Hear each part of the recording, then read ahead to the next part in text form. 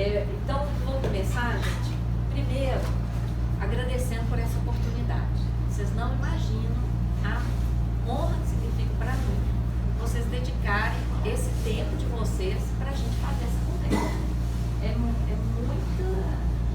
É um reconhecimento enorme ao nosso trabalho e, de cara, assim, a palavra é gratidão mesmo, pela abertura de vocês. Então, primeiro, gratidão. Segundo, eu não tenho a menor pretensão de ser dona da verdade. Eu não acredito que ninguém seja dono de verdade absoluta. Eu sempre, o que eu defendo é aquilo que eu estudo, e como auditora de profissão, o que eu tenho respaldo para dizer, e estou absolutamente aberta para aprender coisas novas todos os dias. Se vocês olharem a caminhada da auditoria, até aparentemente, Cleide, aparentemente houve uma mudança, mas não houve. É porque a caminhada é assim, né? O trabalho da auditoria, a caminhada da auditoria, inclusive, encontra, às vezes, um pouco de dificuldade na academia. Por isso, o trabalho acadêmico, antes de começar a caminhar, você já tem que definir qual é a meta. Onde você quer chegar? Qual é o seu objetivo central, específico, e quais são os demais objetivos? Você já tem que definir tudo antes. A auditoria é uma caminhada no escuro. Você vai desbravando e você vai encontrando coisas novas e vai descobrindo. E às vezes você chega onde você nem imaginava que estaria o centro do problema. Então, a auditoria cidadã começou a caminhar em 99, fazendo 20 anos. No final de 99, teve um grande evento no Rio que deliberou pela realização de um plebiscito no ano 2000. E quando eu cheguei no sindicato, em agosto de 99, eu li lá todo o estatuto, todos os nossos objetivos, toda a nossa obrigação. E aí, pauta número 1 do sindicato, lutar pela remuneração. Aí eu falei, bom, remuneração, cadê o orçamento federal? Quem já fez estudo sobre o orçamento federal no nosso sindicato? Nosso pagamento sai do orçamento federal. Quem já fez estudo? E comecei, liguei para a Nacional, liguei para os outros, para a regional daqui de São Paulo. Não acredito que esse sindicato nunca fez estudo sobre o orçamento. Com quem que a gente está disputando recursos? De onde vem? Por que a gente... E olha, uma década de Fernando Henrique ali, década de 90, vocês lembram, era R$1 de reajuste que a gente recebia para cumprir o dispositivo da Constituição e tinha que ter reajuste. Só que a Constituição não falava qual reajuste. Então ele dava R$1. Nós tivemos R$1 por ano, a década inteira. Aí eu comecei a estudar aquilo, aí é que eu topei com a dívida. Eu falei, o que é isso aqui? Que dívida é essa? Porque na década de 80, eu tinha formado em 78, na UFMG, depois eu fiz mais 2 anos de contabilidade, porque depois que eu passei no concurso da Receita, eu senti falta de conhecer contabilidade mais a fundo, eu voltei para a faculdade, fiz mais 2 anos, formei também em contabilidade. E na década de 80 se falava muito da crise da dívida e tal, mas na década de 90 o assunto era bem externo, né? E na década de 90 não se falava mais da dívida. Era só as privatizações, era outra pauta. Paris, aquela coisa lá toda. Outra pauta, era privatização, né? Aí eu falei, gente, mas ainda tem essa dívida toda, mas ninguém mais fala da dívida. Aí comecei a estudar a dívida. Quando eu começo a estudar a dívida, eu era também da Pastoral do Menor, em Belo Horizonte, lidando com meninos de rua. As pastorais se reuniram para decidir quem era a mãe das dívidas sociais no Brasil.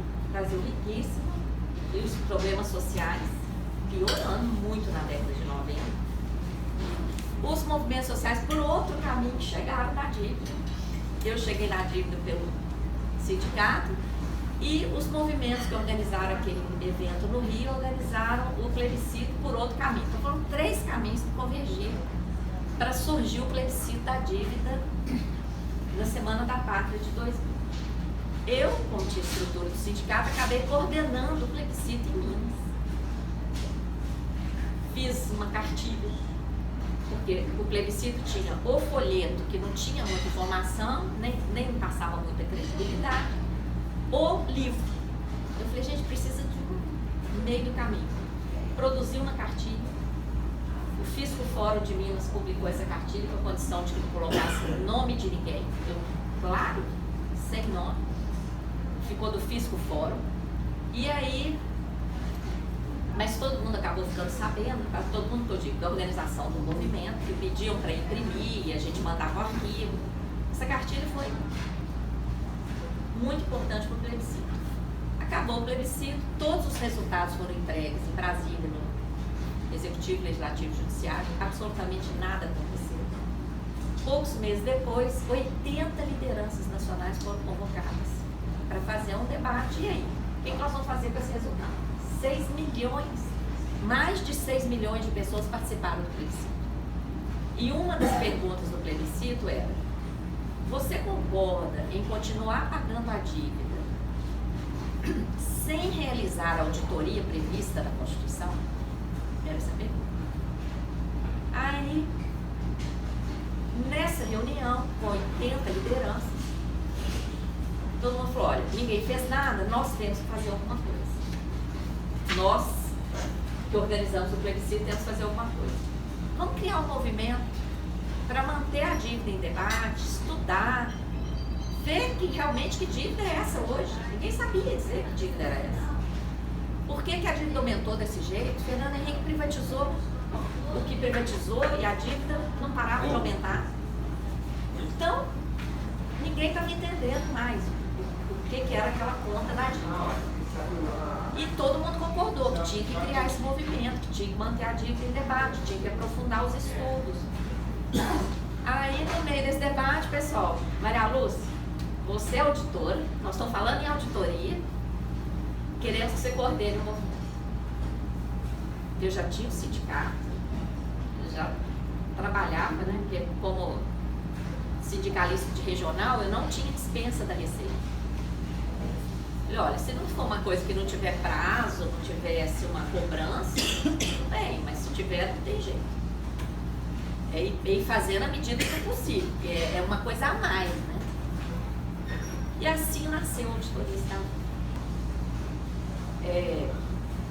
Primeiro, a gente começou a pegar, a buscar contratos, porque a bibliografia sobre o tema é perto de zero. Recentemente que algumas coisas começaram a ser publicadas, mas mesmo assim artigos isolados com opiniões. A gente não queria opinião nada, a gente queria saber, chegar no documento primário, como a gente faz em auditoria. Você vai no documento primário, né? Você vai no contrato, você vai na comprovação do pagamento, na estatística oficial. Então, de cara, a gente viu que tinha uma disparidade enorme entre os números que o Ministério, naquela época nem era o Tesouro, era o Ministério da Fazenda, que publicava, e o Banco Central publicava. Tinha uma diferença, assim, enorme em vários dados. Como é que você tinha acesso aos dados? Como é que você... Naquela época era publicação em papel. O Banco Central publicava um relatório em papel e o Ministério da Fazenda também. Aí a gente ficava lá. Eu ia para a biblioteca do Senado para procurar as coisas. O primeiro apanhado de resoluções que autorizaram o endividamento externo foi feito a pedido da Auditoria Estadual. No Senado, eu procurei lá no Senado a mesa diretora e falei, está aqui na Constituição, o Senado é o órgão responsável por autorizar todo e qualquer endividamento externo. O que o Senado já autorizou até hoje? Ninguém sabe. Não tinha nada compilado. Aí eu tem que fazer requerimento. tem que fazer requerimento. Aí nós conseguimos, na época, o Suplicy daqui, não era ele não. Não era o Suplicy. Depois foi o Suplicy. O primeiro foi o que depois foi para a Petrobras. Como que ele chama? Um senador que depois foi para a Petrobras? Não, senador. Depois eu lembro o nome dele. Não, anterior. Era um senador, ele é que fez o requerimento, ele ficou dizendo, como assim? Como não tem esse levantamento? Ele chamou a consultoria do Senado, não existia. Aí o primeiro levantamento, então fez um levantamento de todas as resoluções do Senado que autorizaram o endividamento. Nos entregaram a planilha. Aí nós começamos a trabalhar aquela planilha, selecionamos alguns temas e pedimos os documentos que embasaram aquelas resoluções.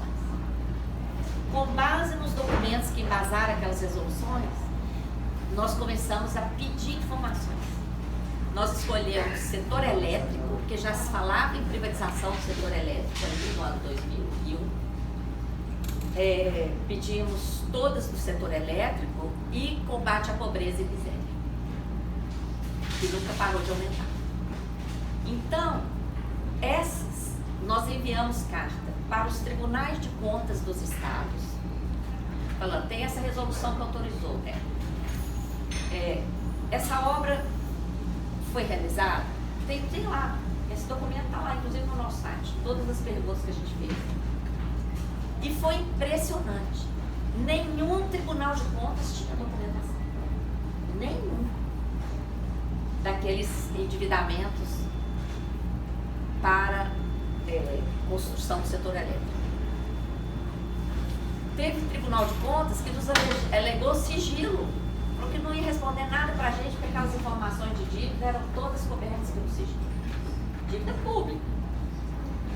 E aquilo, assim, então esse foi o nosso primeiro levantamento. Depois nós começamos a procurar os relatórios. Nos deparamos com um relatório do Fernando Henrique Cardoso, não sei se vocês conhecem. Ele foi relator de uma comissão mista de investigação do endividamento público que aconteceu, aliás, mista não, do Senado, uma comissão do Senado, em 1987. No relatório dele, é impressionante as coisas que ele, Fernando Henrique, fala. Do crescimento da dívida sem contrapartida, que apenas 1/4 da dívida poderia ser considerada dívida, 3/4 da dívida não era dívida. Ele ainda fala, grosso modo, palavras dele, grosso modo, apenas 1/4 aqui pode ser considerado dívida. E depois desse relatório, eu posso passar para vocês verem. E a gente foi só caminhando, investigando. Você está naquela época que disse que esqueça o que eu disse. Quando ele assumiu a presidência, ele falou isso. Não, interessante, ele era senador. Ele era senador. Quando ele fez o relatório, ele era senador. Quando ele fez esse relatório, ele era senador, em 87. Bom, então assim a gente foi caminhando, sempre buscando documentos. E era um movimento... a gente sempre pediu informações ao Banco Central, ao Tesouro, ao Ministério da Fazenda, para esclarecer dúvidas. Essas respostas, elas nem sempre são satisfatórias, a maioria das vezes é uma resposta bem resumida. Então, não tem sido fácil montar esse quebra-cabeça. Essa oportunidade de investigar, denunciar e criar um mecanismo de auditoria de dívida, que era outra coisa que, apesar de estar na Constituição, que é para fazer auditoria, qual é a metodologia? Né? Uma das comissões, uma comissão mista de 89, chegou a estabelecer passos para uma metodologia, mas ela não chegou a ser realizada. A verdade é que com essas publicações todas que a gente vinha fazendo, todo ano a gente participava dos fóruns sociais mundiais. O Fórum Social Mundial de 2006 foi na Venezuela, em Caracas. E nós produzimos uma cartilha em espanhol, buscamos dados da dívida de países latino-americanos, para não ficar uma cartilha só de dados do Brasil. Nós pegamos dados de vários países e levamos essa cartilha para Caracas. Imprimimos e levamos. Durante o fórum, muita gente do Equador estava participando. O que aconteceu? Um ano depois, em janeiro de 2007, o Rafael Correia foi eleito presidente. E é preciso lembrar que o Rafael Correia é um economista brilhante, inclusive com mestrado no exterior, nos Estados Unidos. Ele tinha sido ministro da Fazenda do presidente anterior a ele. E ele se recusou a assinar determinado acordo de dívida. Ele falou, isso aqui é contra meu país, eu não vou assinar. A mídia desqualificou, falou que ele estava fazendo uma coisa que era ruim para o país e tal, e ficou lá filmando ele arrumando as gavetas. Só que isso aí, o Equador é um país pequeno, as pessoas vieram para a porta do Ministério da Fazenda para recebê-lo. E ele foi ali homenagear por não mudar a sua maneira de pensar só porque ele era ministro. E naquela hora ali ele foi entrevistado e ele falou, olha, se eu for eleito presidente, eu vou fazer auditoria dessa dívida porque ela é uma farsa. Ele falou isso. Naquela hora, as pessoas já começaram a campanha dele. E ele foi eleito presidente sem nenhum financiamento privado, né, totalmente independente. E ele cumpriu a promessa dele. Ele foi eleito em janeiro, ele tomou posse em janeiro de 2007. Em junho, ele baixou um decreto presidencial, criou uma comissão para fazer auditoria, estabeleceu que essa auditoria devia pegar 30 anos de endividamento, desde o início do ciclo, né, que ele conhecia, do ciclo atual, porque a dívida vem em ciclos, né?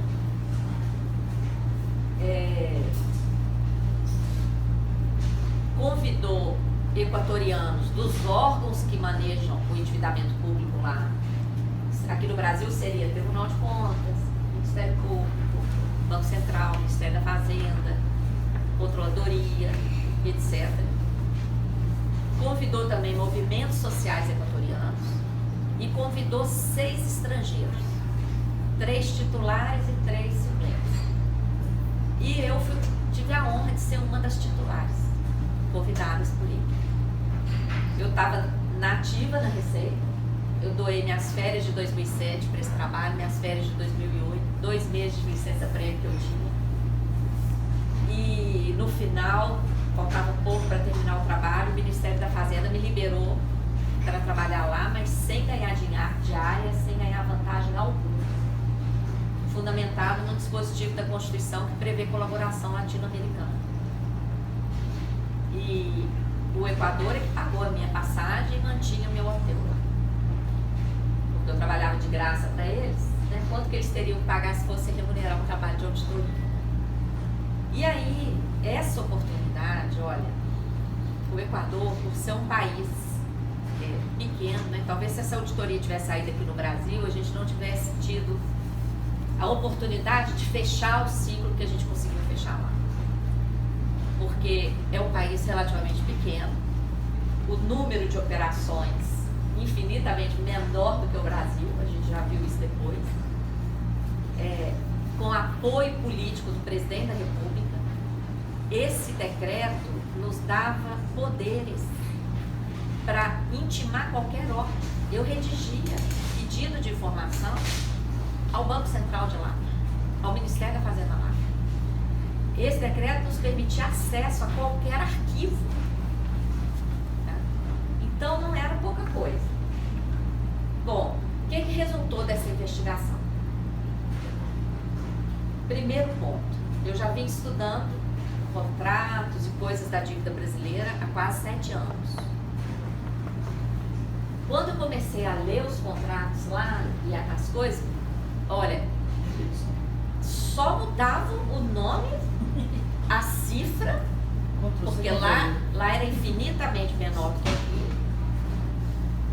E os atores. Às vezes nem os atores mudavam. Os agentes bancários internacionais eram os mesmíssimos, o FMI era o mesmíssimo. As datas, gente, eram idênticas. O processo era idêntico. Impressionante. Década de 70, impulso de endividamento, usando principalmente as estatais, endividamento externo, com taxa prime,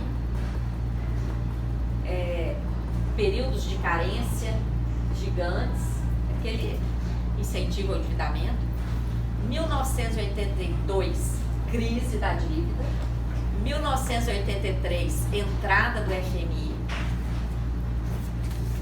Com essa entrada do FMI, além de toda a agenda que ele exige, exigência de que o Banco Central se tornasse o devedor de todas as dívidas públicas e privadas da década de 70, até aquela data, da década de 70 até 82, até 83, e depois foram feitos outros contratos. E depois, 92, lá nós tivemos acesso à renúncia à prescrição dessa dívida. Essa dívida prescreveu. E nós tivemos acesso ao documento de renúncia a essa prescrição. Quem que falou isso?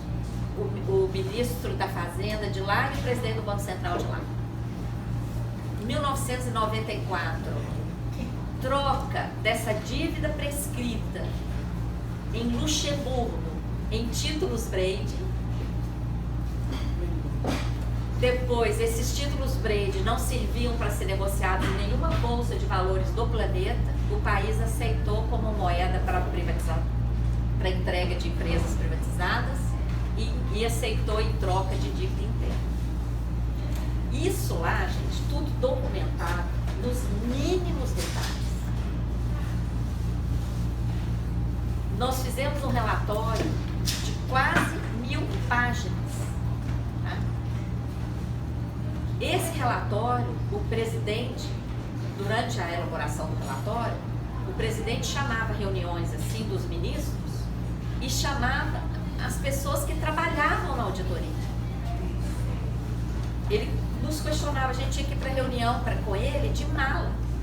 Porque ele falava, peraí, você falou documento de renúncia à prescrição? Deixa eu ver esse documento. Você tinha que ir lá na hora pegar o documento e mostrar para ele. E assim, quando a gente apresentou o relatório, a gente tinha conhecimento de tudo que ele acompanhou mensalmente o trabalho. Todo mês a gente tinha que fazer um relatório de avanço das investigações. Quando nós entregamos o relatório para ele, ele suspendeu o pagamento de juros dessa dívida. Mandou aplicar o dinheiro todo em saúde e educação. Até aquela revista The Economist, que é uma das revistas mais ortodoxas do mundo, né, lá de Londres, ela colocou, claro que eles não elogiaram Rafael Corrêa, né? Mas eles colocaram, Rafael Corrêa deve ser um homem ao mesmo, porque o gasto com saúde e educação triplicou, não sei quanto lá, eles reconheciam.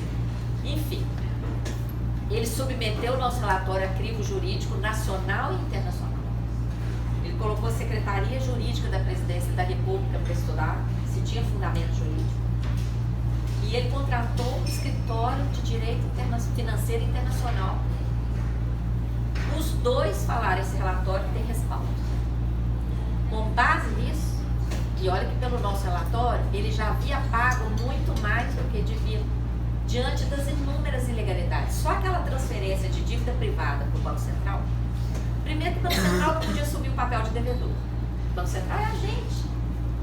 Não é? Ele não podia assumir o papel de devedor. Esses contratos foram feitos em Nova York, sob as leis de Nova York, rasgando a Constituição, igualzinho aqui no Brasil. Então, aspectos de nulidade não faltavam. Eram muitos aspectos de nulidade, além da prescrição, né? A prescrição matou. E depois da prescrição eles ainda continuaram pagando. O Brady foi uma coisa onerosíssima. Então, ele estudou aquilo tudo e uma das recomendações dos advogados foi o seguinte: olha, o Equador tem que assumir alguma corresponsabilidade no Sul. Porque o presidente da República assinou, o Banco Central assinou, o Ministério da Fazenda assinou. Aí ele falou: olha, assumo 30%. E aí ele avocou assim um ato soberano. Falou assim: olha, eu recompro por 30%. Quem quiser receber os 30%, eu tenho dinheiro em caixa, eu vou pagar. Quem não quiser, aí eu queria pedir um cafezinho também. Esse deu calote. Quem não, então, essa palavra aí é que nós temos que conversar sobre ela. Por quê? Pesado. Se você... Tá. Tá. Mas essa é a parte mais importante, entendeu? De entender a nossa linha, como né, a Carmen falou, entender o nosso objetivo, porque essas outras coisas aqui, isso aqui é muito fácil de explicar.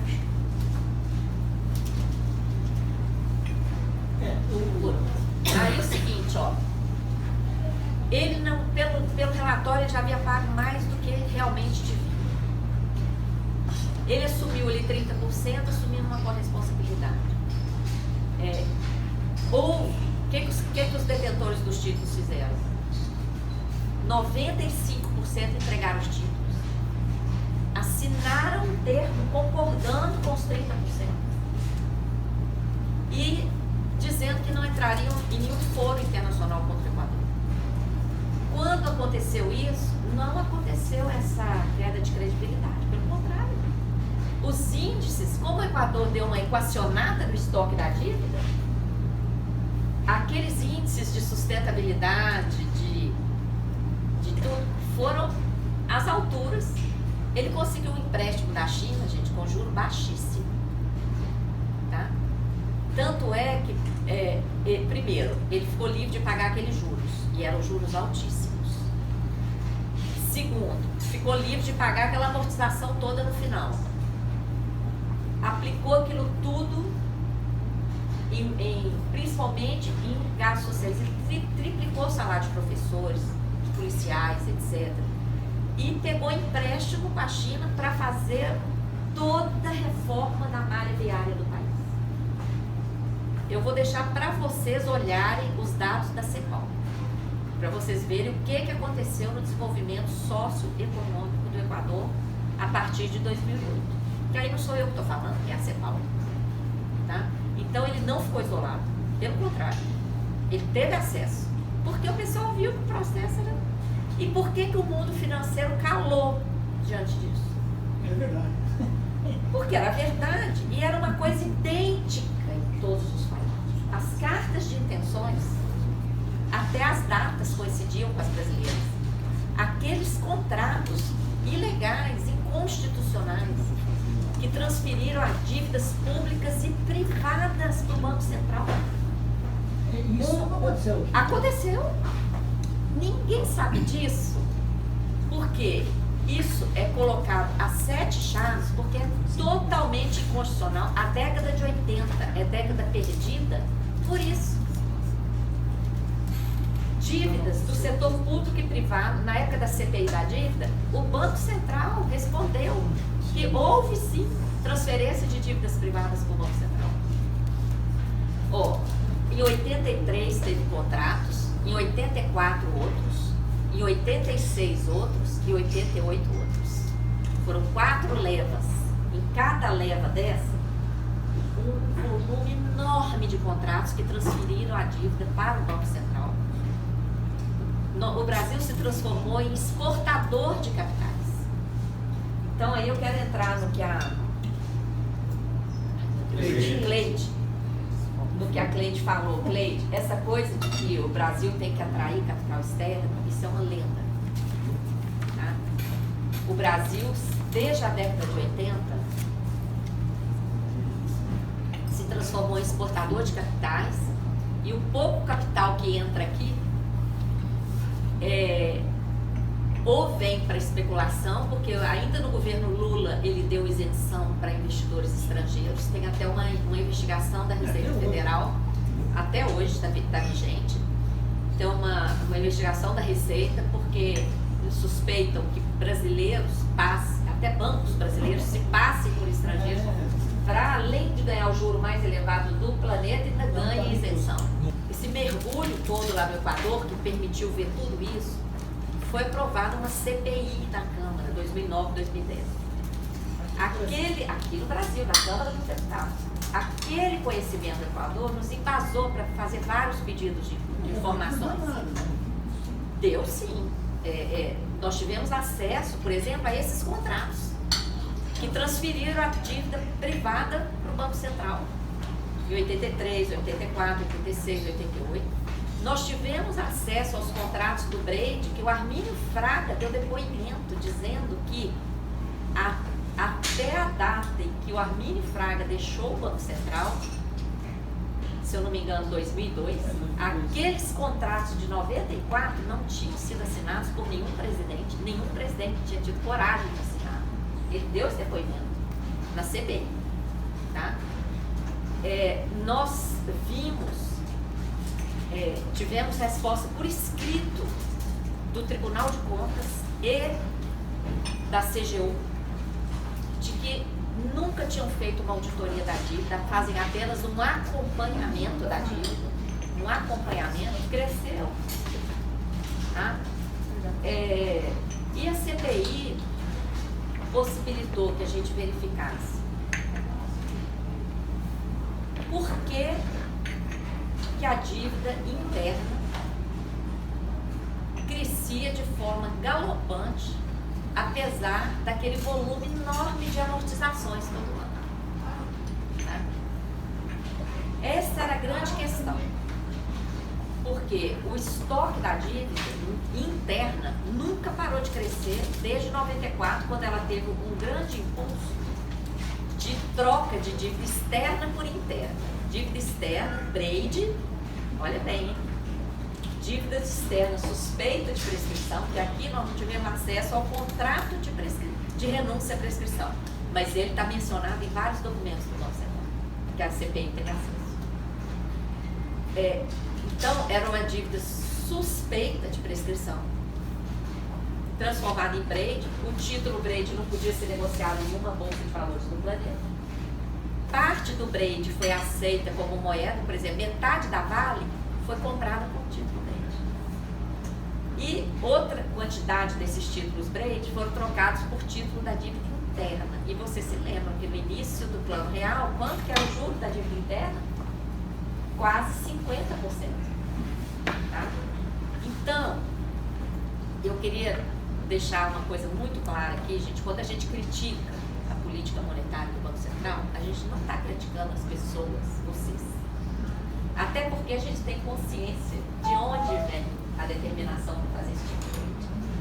Nós já tivemos acesso a documentos assinados pelo FMI e pelo Banco Mundial com o acompanhamento da política do Banco Central. Isso tudo vem de lá. É um documento humilhante. Vocês já viram esse documento? É tipo um checklist. E tem o que tem que fazer, e depois tem assim, várias colunas. Já tem projeto de lei nesse sentido. Nem precisa projeto de lei, porque isso aqui já está funcionando sem lei. Precisa encaminhar projeto. Entendeu? É tudo assim. Agora a CPI, qual foi o resultado da CPI? O resultado da CPI foi o seguinte: foram feitos 2 relatórios.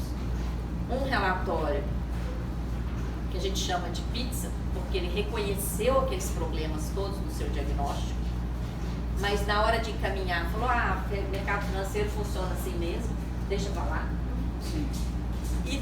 Mas teve um outro relatório que incorporou nossas análises técnicas. Eu fui requisitada da Receita Federal para trabalhar na CPI. Trabalhei lá 10 meses, virando noites, fins de semana. Quando acabou a CPI, eu estava diabética, acredita? De tanta dedicação lá, tanta dificuldade, eu já sarei, eu já não estou mais, era só por conta do estresse. E aí, esses 2 relatórios foram entregues ao Ministério Público. O Ministério Público chegou a formar um grupo de trabalho. E esse grupo de trabalho nos chamou para esclarecer principalmente essa questão que tem a ver com o gráfico de pizza, que é a contabilização de juros como se fosse amortização. Isso é uma coisa, gente, que quase ninguém sabe e que também não foi fácil de suprir. Eu vou fazer uma coisa aqui, ó. Todo ano a gente, quando chegou na CPI, a gente tinha que explicar aquela taxa de juros, aquele cálculo dos juros e também o cálculo das amortizações. Porque tinha duas coisas que não tinham nexo. Uma era o seguinte: se em qualquer ano, podia escolher qualquer ano, se você pegasse o estoque do título da dívida interna, despreza a externa, porque ela já estava pequena, mas ela existia, tá? Mas vamos desprezar, para pegar o cálculo mais conservador possível. Qualquer ano, se você pegar o estoque de dívida, vamos pôr o estoque aqui nessa mesa, o estoque de títulos da dívida interna, multiplicar pela taxa média do juro divulgada pelo Tesouro, quer dizer, não é nada inventado, só para dar uma ordem de grandeza, tá? De juros, não dava nem a metade. O valor que estava no CIAF não era nem a metade dessa estimativa. Por exemplo, eu me lembro bem do número para 2008, que era o ano que a gente estava trabalhando na CPI, foi 2009, 2010. Pegando ali o estoque no início do ano, multiplicando pela taxa média, a gente chegava no número assim, 256 bilhões. Por aí. Olha no... Aí eu olhava no CIAF, quanto que está lá de juros? Quer dizer, a estimativa de juros era 250 bilhões. Quanto que está no CIAF de juros? 108. Muito menos da metade do juro que está lá no CIAF. E isso você podia fazer em qualquer ano que dava isso. Entendeu? No cálculo mais conservador, o valor do juro que estava ali no CIAF estava muito aquém de uma estimativa por baixo, de uma estimativa conservadora.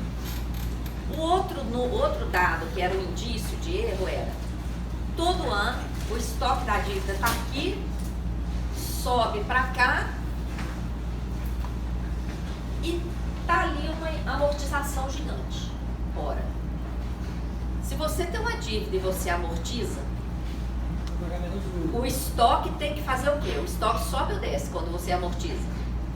Deveria cair, né? Tem que descer.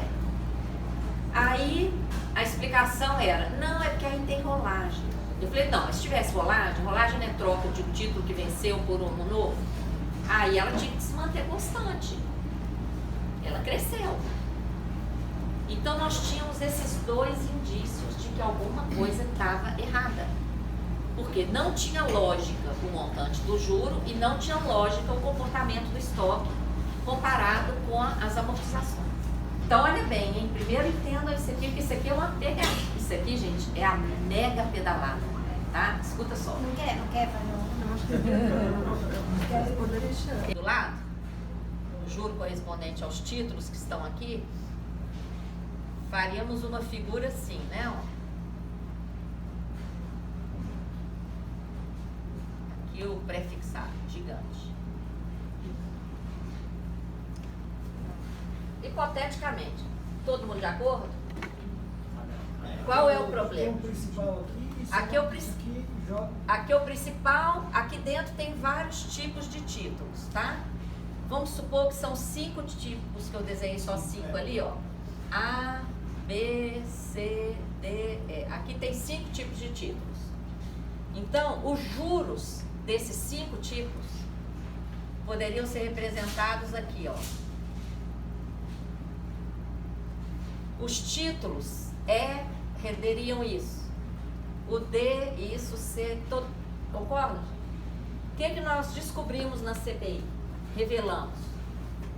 é feita uma atualização monetária paralela. Isso que nós chamamos de conta gráfica, feita uma conta gráfica paralela. Paralela, por que eu falo paralela? Porque não existe um dispositivo legal que diga é para fazer a atualização da dívida. Por isso que eu pergunto, essa base em que é feita a atualização da dívida? Não tem previsão legal. Tem um arremedo de legislação para dar uma certa segurança a quem está fazendo isso, porque no dia que essa corda arrebentar, você tem dúvida que vai arrebentar em quem está ali executando? Qual é o arremedo? Na LDO, que é uma lei de diretrizes, todo ano tem um dispositivo que fala a atualização da dívida não pode ultrapassar o IGPM. Que atualização? Já é. Pois é, mas que atualização? Onde é que tem uma lei que mande atualizar? Não tem. Então é um arremedo de legislação. É só para possibilitar isso aqui. Então, corrige. Aí, emitem título para pagar essa atualização. Quando emite título, o estoque que estava aqui, ó, emitiu o título, aí deixa de ser um cálculo paralelo e passa a ser estoque. O estoque vem para cá. Emitiu o título. Aí esses títulos são vendidos e com dinheiro pagam isso aqui, ó. Pagam, tá? Pagam. Monetizam então esses títulos. Só que o que está sendo pago? O Nada. título foi emitido, o que está sendo pago é isso aqui, ó. Porque essa atualização aqui que foi paga, ela é essa parte aqui do juro, tá? É isso aqui que foi pago, ó. Juro. O que aparece do CIAF é esse pedacinho aqui, ó. Por isso que não bate os valores. O que isso aqui, juros no CIAF. Isso aqui, amortização. Então, por isso que a gente soma juro com amortização. Primeiro, porque não tem transparência nenhuma em relação a essa atualização aqui. Em 2017, o IGP foi negativo. Não foi? E aí? E aí, fizeram correção. Aí nós fizemos requerimento de informação. Qual correção foi essa? Qual índice Não é uma usado? cesta de índice. Corrigir o contrário. Você pode chutar qualquer coisa, porque não tem resposta. Só atualização, mas não fala que índice que usa. A gente pode ficar o dia inteiro aqui loucubrando. Não tem resposta oficial. Em 2017, o IGP foi negativo. Nós fizemos requerimento de informações, ninguém respondeu. Nós recorremos, a CGU não respondeu. Não responde. O Paulo Guedes está falando que quer quebrar a regra de ouro, está sendo quebrado há muito tempo. Exatamente. Ah, por quê? Aí, muito bem, por que fazem isso? Por que fazem isso? Juro é despesa corrente. Quando fazem essa manobra, todo esse pagamento dessa bolada aqui do juro Vira caixa de capital. está sendo classificado como amortização, como despesa de capital. Então, como não há transparência quanto que é essa atualização, isso está misturado ali naquele bolo da amortização. Na verdade, eles camuflam o pagamento de juros com um tipo de atualização da dívida. Paralela. E a atualização é juro, entendeu? Então, vocês estão entendendo por que a gente soma o juro com a amortização? Tem outro jeito? Mas aí acho que está faltando, então, é esse esclarecimento que você está dando. Não, a gente faz. Não, mas Se já você foi entrar dito. no site, A CPI já sabe. não só Todos eles CPI, sabem gente, disso. entra no nosso site, onde tem o gráfico de pizza, no site auditoriaestadão.org.br, embaixo tem assim, explicação. Tem um artigo meu lá com explicação. O que eu fiz? Eu tirei foto da tela lá do Banco Central que fala do estoque da dívida. Eu tirei foto do CIAF, onde tem amortização, enrolar e juro. Tirei foto, entendeu? Para as pessoas terem tranquilidade de ver que a gente não está inventando isso, não. Esse é um aspecto importante. Aí, Os o seguinte, deputados se e você... senadores, todos sabem disso. Eu apresentei isso, inclusive, agora, não lembro o dia, na comissão mista de orçamento, por causa do PLN 4. Vocês viram a hipocrisia do PLN 4? Se não aprovasse a emissão de 248 bilhões... Foi o mesmo 248 bilhões que a gente tirado do orçamento do ano passado, que era de 5, era 3 trilhões e meio, e caiu para 3 trilhões e 300. Aí você só voltou com ele para o número de novo, através de uma manobra contábil, que é essa quantidade do... Mas deveria dizer com receita foi em cima de dívida. Pois é, mas aí o que eles fizeram? Eles jogaram a culpa no Bolsa Família, não foi. Isso, mas não é isso aqui, ó. É também porque... a MP não a redução da MP5 que limitou o crescimento da dívida em cima da dívida anterior. Esqueci que eu tinha Pois isso é. aqui, ó. Então, assim, eu Como tava... é que ele contabiliza aquilo ali que você falou? Como é que é contabilizado? Qual? Isso aqui? Não, de cá. Onde ele contabiliza? Não, isso aqui não tem transparência nenhuma. Isso aí nós descobrimos em procedimento de Não, a auditoria. amortização é lá de cá, porque Está ele entra tudo no juros. escondido. Como é que Está tudo escondido. como é que ele faz para Na verdade, ele pega uma parte, ele paga uma parte da dívida, do juros que ele tem que pagar. Como não tem recurso, ele transforma Em amortização. transforma num tipo de atualização para camuflar o pagamento do juros. Exato. Com nova, porque não pode emitir Sim, título para pagar. E vai lá e batiza de amortização. Então, o que está acontecendo há décadas aqui no Brasil? Falta dinheiro para despesa corrente com a educação. Aí o que o governo faz? Fecha Instituto Federal. Fechou o Instituto Federal no Brasil. Não tem dinheiro. As universidades estão inviabilizadas. Não tem reajuste para professor. Falta dinheiro para despesa corrente com saúde. O povo morre sem cirurgia, os hospitais públicos estão lá à míngua. Falta dinheiro para despesa corrente com juro. Vai lá, contabiliza como amortização, paga o juro. Entendeu? E emite o título, aumenta a dívida, contabiliza como amortização e paga o juro. Então, esse ponto, no gráfico, gente, não tem outro jeito. Quando a gente expressa aqui, quando a gente soma juros e amortizações, é porque dentro de amortizações tem uma bolada de juro. E essa bolada não tem transparência por causa dessa manobra. Se eles não vão dar transparência dessa manobra, porque aí confessa o crime. Isso é crime.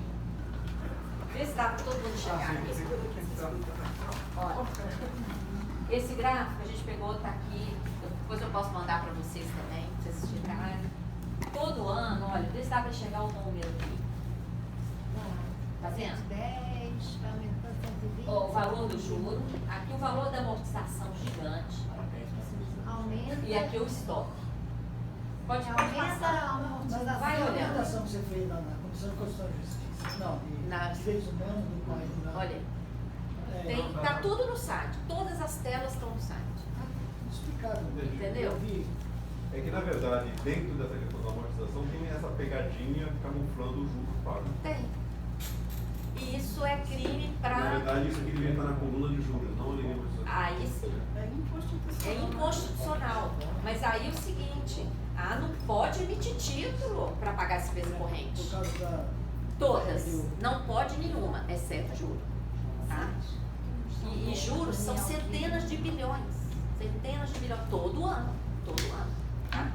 Então, gente, acho que esse da pizza foi assim, eu priorizei, porque foi o que mais gente falou. A questão do sistema da dívida, que você tinha colocado, foi o seguinte, depois de ver o funcionamento Você consegue. do processo de endividamento público, aqui no Brasil, no Equador, a fundo, na Argentina, na Grécia,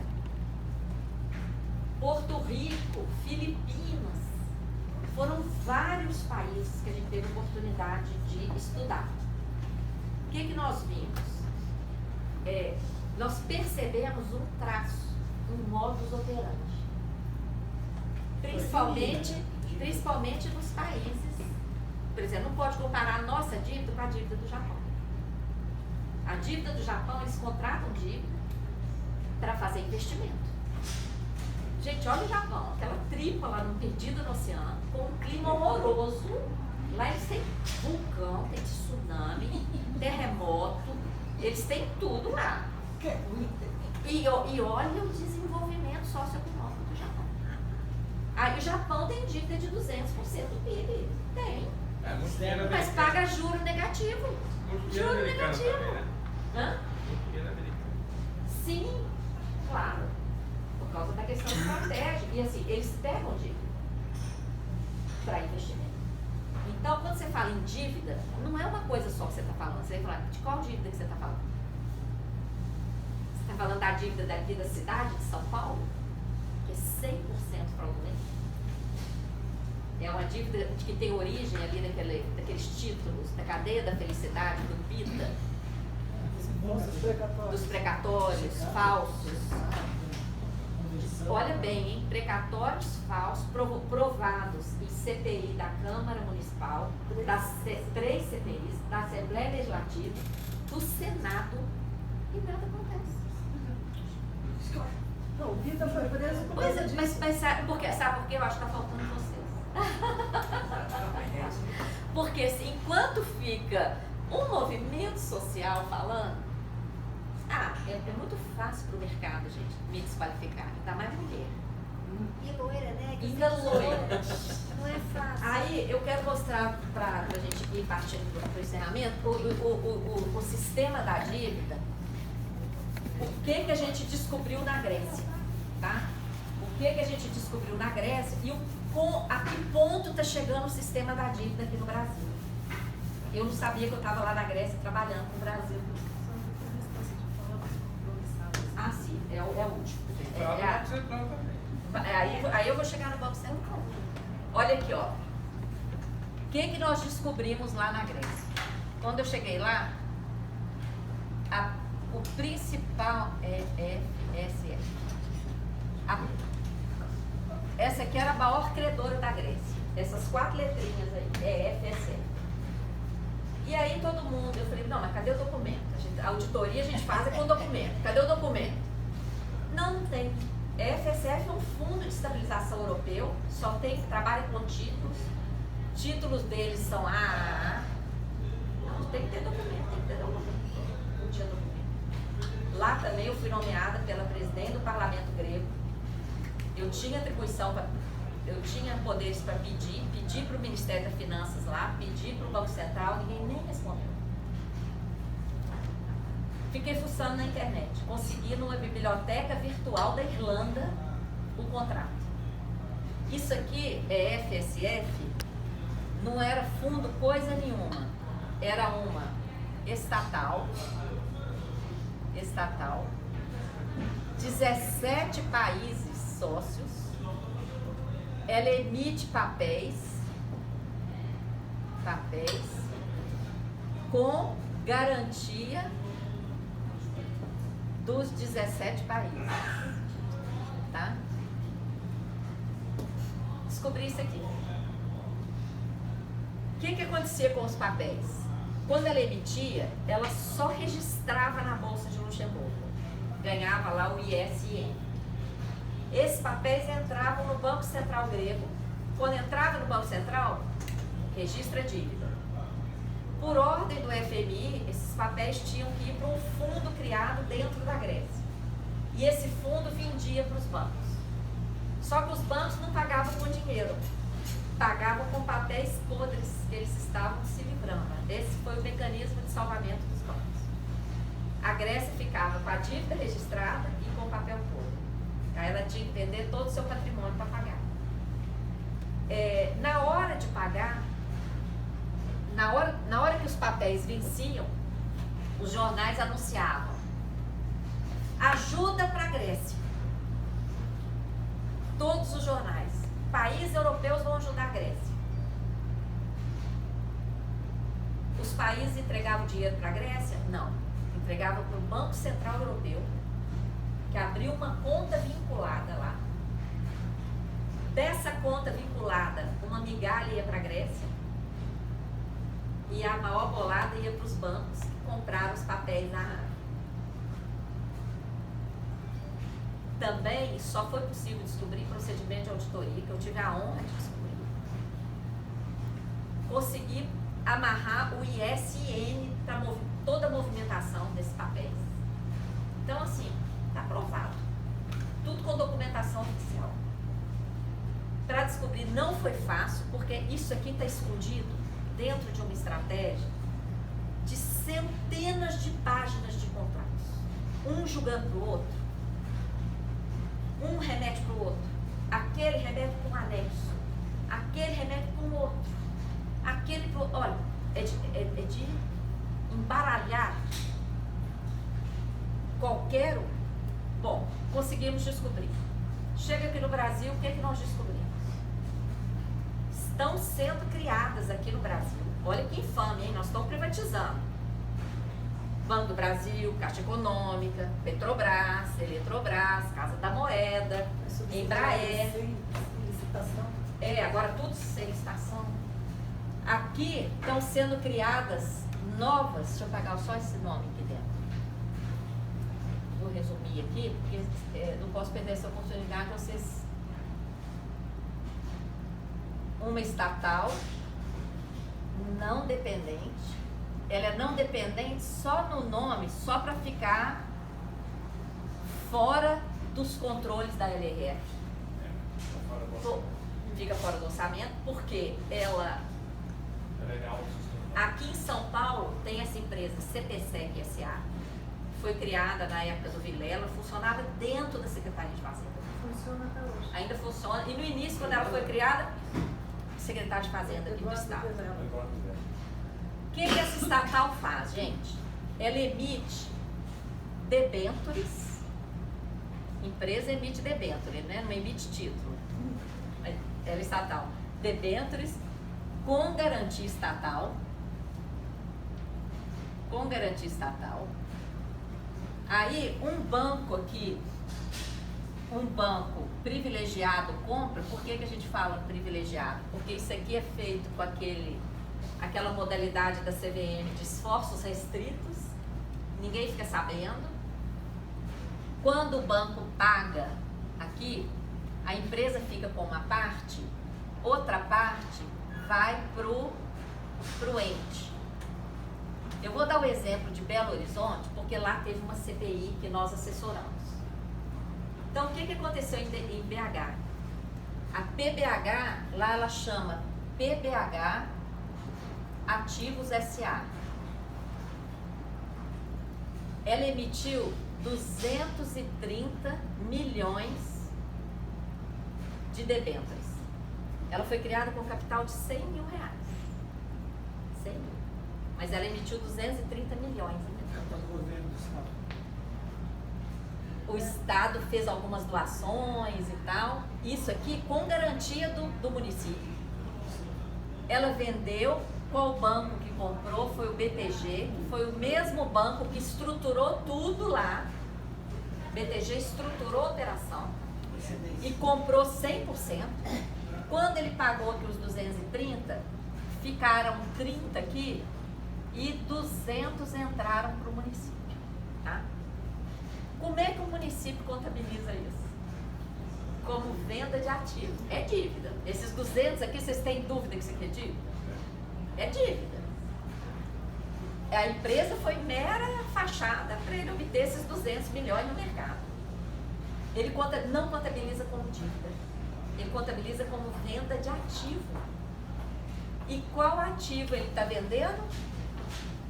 Você perdeu a explicação dele. Ó, como é que ele está pagando isso aqui? Ele está pagando por fora. Com a cessão do fluxo de arrecadação. Duas operações precisaria autorização estadual. Isso. Aquilo lá e esses 230 milhões é emissão de títulos sem autorização do Senado. Exatamente. Para esconder essas duas ilegalidades, ele cria essa empresa e isso aqui, ó, 10 mil páginas de contratos, escrituras, pareceres, uma lambança. E qual, ele recebeu 200, né? Quanto que ele está cedendo de fluxo?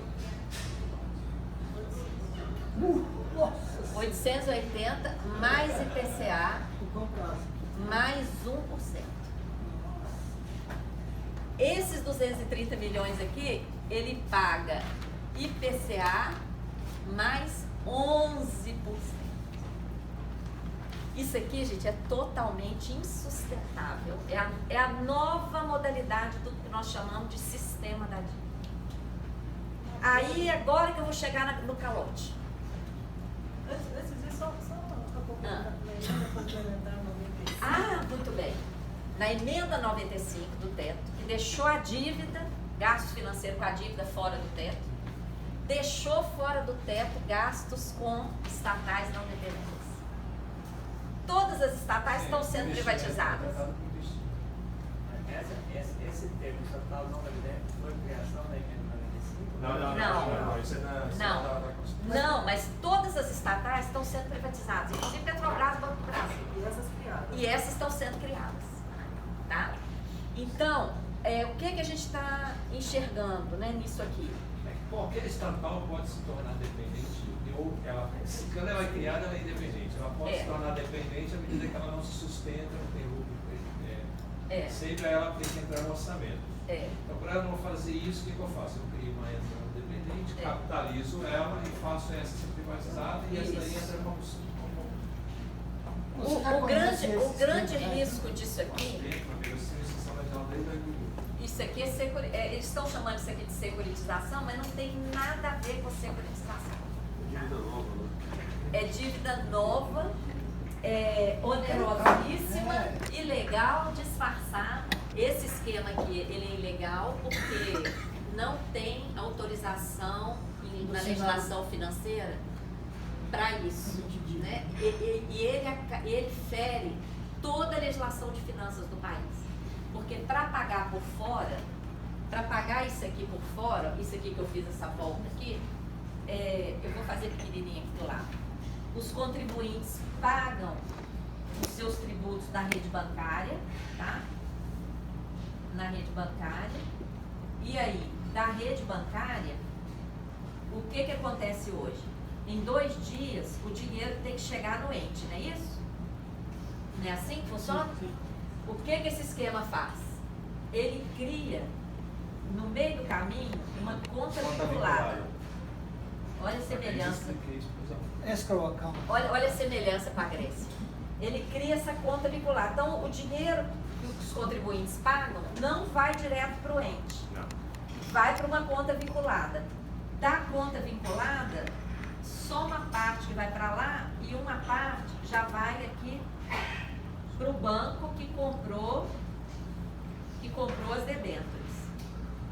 Então, seguinte, toda a legislação de finanças do país estabelece o princípio do orçamento único. Toda receita de venda de título, toda receita tributária, receita patrimonial, receita comercial, industrial, tudo tem que chegar no orçamento. E do orçamento só pode sair com base na LOA. Não é isso? Em resumo, a nossa lei de finanças é isso. O que acontece quando você já tem esse ralo aqui? É claro, isso aqui nem vai chegar no orçamento, vai vazar por fora.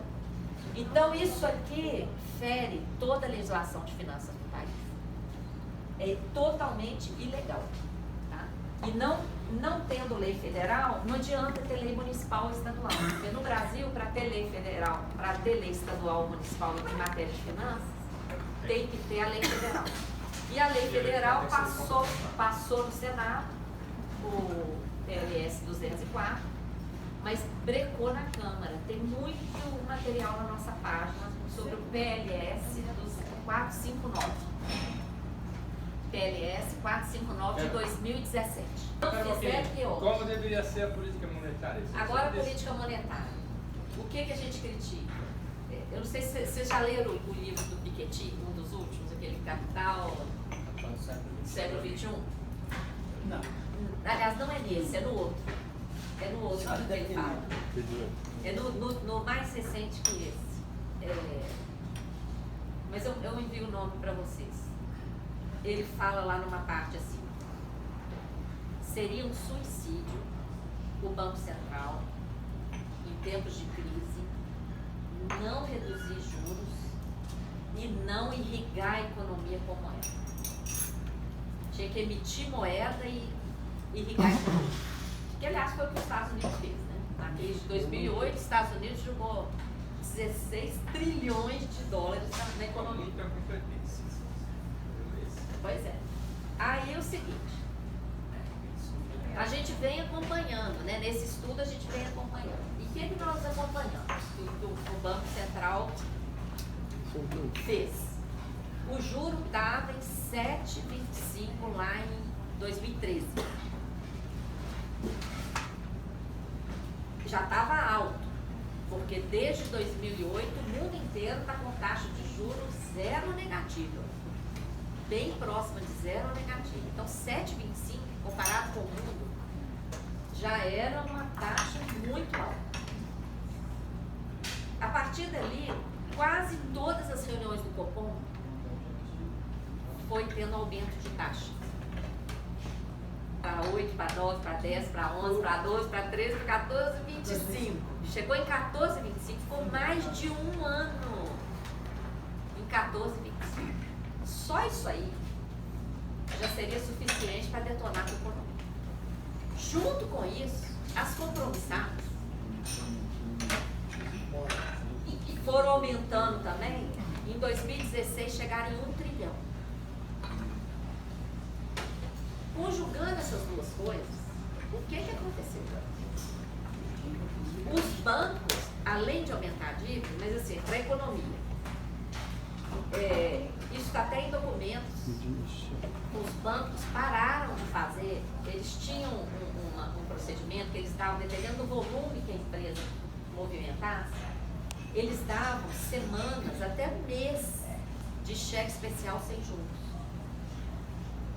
Com isso aí do Banco Central deixar a compromissada à vontade e juro básico em 14,25, que banco que ia te dar de graça um mês? Você podia ganhar lá 14,25, no mínimo. Porque é mais de 14,25, porque essa remuneração é diária. Várias empresas, principalmente as pequenas, começaram a quebrar. E o juro de mercado foi para as alturas, porque isso aí gerou uma escassez de moeda no mercado. Enxugou a liquidez de forma brutal.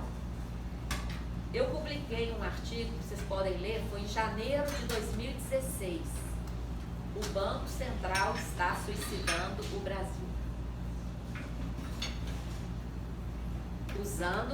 Fazendo uma paródia com o que o Piketty falou, que seria um suicídio não irrigar a economia e não baixar juros. O que o Banco Central fez? Não irrigou a economia, dobrou o juro para patamar altíssimo e ainda enxugou 1 trilhão da economia, quase 20% do PIB, e ainda gastou para remunerar esse trilhão. Nós acessamos os balanços do Banco Central. Vocês já viram quanto foi gasto para compromissar? Ninguém olha, balança. Nossa, interessante. Nós olhamos o balanço do Banco Central. Ninguém olha. Ninguém não, acho que não. Ó, pode anotar, 754 bilhões nos últimos 10 anos. Ah, então. Aí, cadê a Previdência?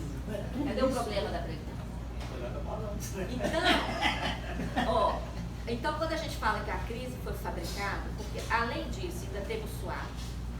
2015, gente, foi um ano chave.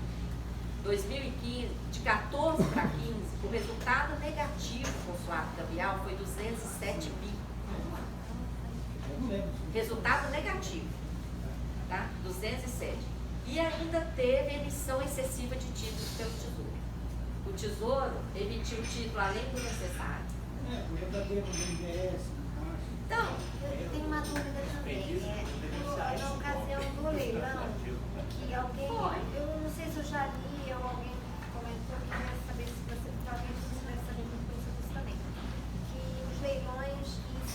são o que? Cartelizados, e aí por isso eles poderiam ser mais baratos a taxa? Como é que Sabe alguma funciona? coisa assim? Sim, a gente já investigou isso também. O Tesouro emite os títulos e o Banco Central leiloa. Só podem participar do leilão os dealers. Os dealers são estabelecidos numa portaria interna de um setor do Banco Central e um setor do Ministério da Fazenda, no meio os dealers. Mas tem uma corretora aqui de São Paulo que nunca saiu de ser dealer, a tal da Renascença. Essa é sempre. E como é que funciona? Quando vai ter o leilão, o Tesouro faz uma portaria. Aí o Banco Central anuncia, daqueles dealers, apenas alguns podem se habilitar. São nacionais e internacionais. Nacionais e estrangeiros. Os dealers, inclusive, são estrangeiros. Banco estrangeiro compra lá, na boca do caixa, no leilão direto. Tesouro direto é uma falácia. Se qualquer um que entrar lá, não é direto, não. Você compra através de uma corretora ou banco. Quem compra direto são os dealers, que compram direto no leilão.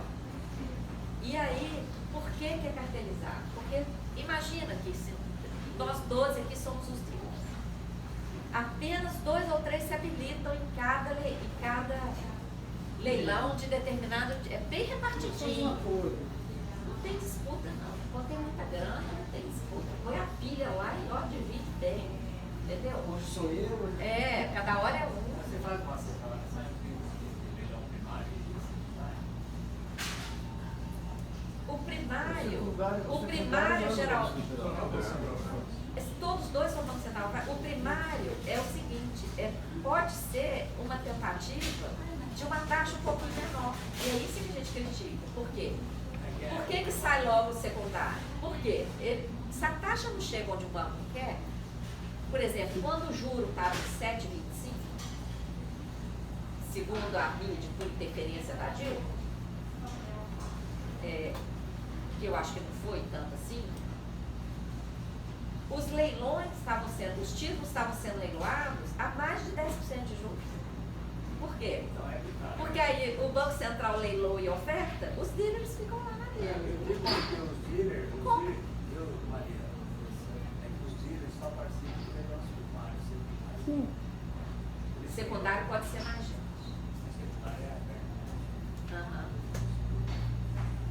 Mas em geral, assim, eles não compram, mas eu não sei se é tão aberto assim não, porque sempre no secundário a taxa aumenta, e aí não tem sentido.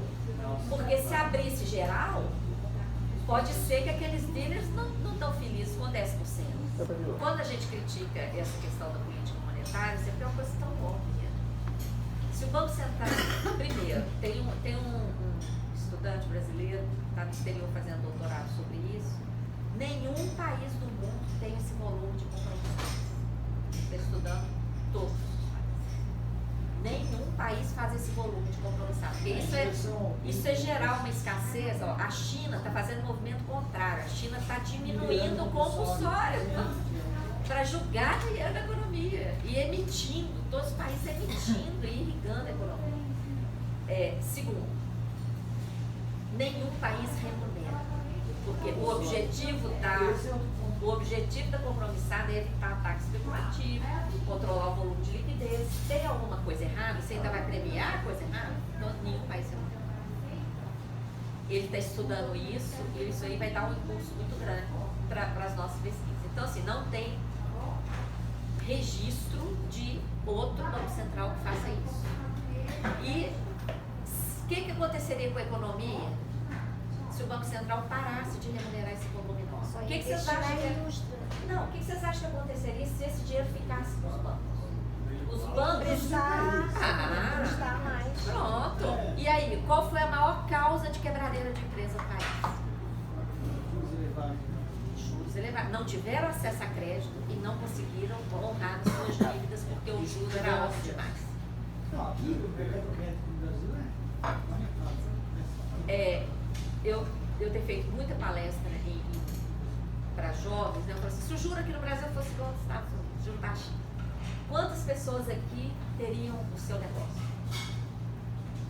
em debates assim, em turmas pequenas. Gente, quase todos os meninos levantam a mão. Ah, eu ia fazer tal coisa. Eu ia industrializar tal coisa para o eu ia fazer uma confecção. Eu ia inventar tal coisa. Você está entendendo? Então, as pessoas criticam, falam que brasileiro não é empreendedor. As construtoras estão aí precisando de dinheiro para Entendeu? que não abre de emprego, né? Então, assim, ó, para acabar, quando a gente fala que a crise foi fabricada, é porque essa combinação de elevadíssimas taxas de juros com a escassez de moeda empurrou as empresas à inanição de crédito, a impossibilidade de cumprir seus próprios compromissos, até acesso a capital de giro, que antes os bancos davam até um mês de cheque especial sem juros, parar de dar para ganhar lá da compromissada. E essa quebradeira, o que provocou? Se você olhar os dados da economia brasileira, última coisa que eu mostro, nessa palestra mesmo, tem 3 gráficos. Olha então. Eu ponho na mesma tela. Essa da condição de...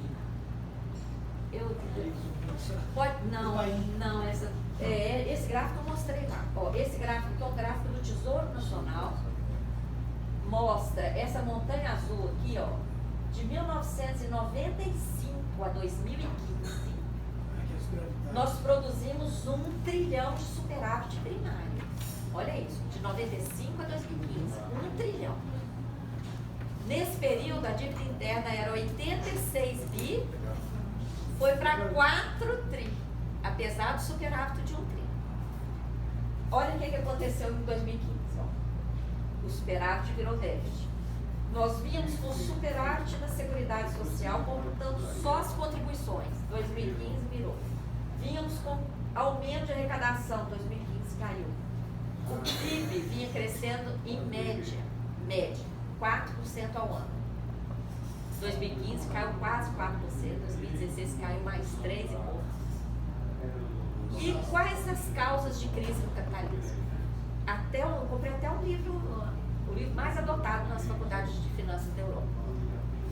Quebra de bancos, que foi a causa da crise de 2008. Nós não tivemos.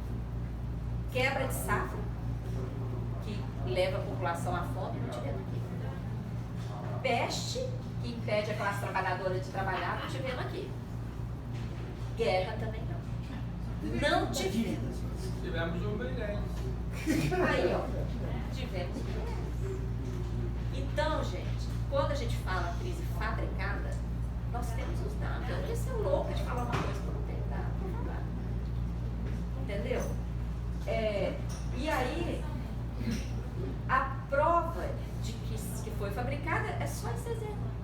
Para de remunerar e volta o dinheiro dos bancos. Os bancos vão querer ficar com o dinheiro parado na gaveta? Juro cai imediatamente. E eles vão ficar te ligando, oferecendo. Acabou a crise. Entendeu? Então, olha, para nós. Qual é o único setor que ganha dinheiro? Enquanto o PIB cai, desindustrialização, desemprego, o lucro dos bancos bate recorde. Não é mera coincidência. Não, claro que não. Olha, eu acho o seguinte, gente, uma das coisas que eu fiz questão de vir aqui é porque eu acredito que o sinal pode fazer diferença no Brasil. Tá?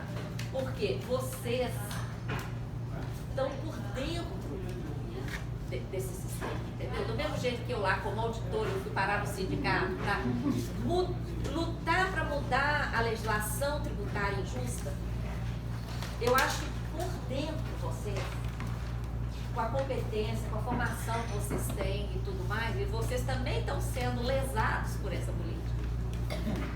Entendeu? Vocês podem fazer diferença. Porque se tem um país, olha, eu tenho, Davi, tem me dado essa oportunidade de mirar muitos países. Se tem um país no mundo que pode enfrentar essa cúpula do sistema financeiro, que aí a gente já está falando de uma coisa que está fora do Brasil, vem do BIS, tá? O país que pode fazer isso, virar esse jogo, é o Brasil. nenhum outro, eu não vejo. Porque o Brasil é autossuficiente em tudo. E o Brasil ainda não destruiu o aparato estatal a ponto de impossibilitar esse erguimento. Como a África, por exemplo. Gente, a África já destruíram tudo há muito tempo. A África hoje, para erguer, só se alguém chegar lá e puxasse. Não tem como mais. A África não tem como. Em vários outros países já não tem como. O Brasil ainda tem. Ainda. Tá? Mas a gente tá assim, ó, na tábua da beirada. De aniquilar o aparato estatal. Com essas medidas todas que estão sendo adotadas com a desculpa da crise. Isso aí atinge quem é de esquerda, quem é de direita. Gente, eu não falo esse negócio aqui. Eu não entro nessa de partir, porque tá. Tanto é que vocês viram a atuação da auditoria em todos os anos do governo do PT. A nossa atuação na CPI foi em pleno governo do PT. Isso aqui, gente, está acima de partidos, está acima de governos, está acima de países. Tá? Está acima de tudo isso. Mas não tem que ter nada.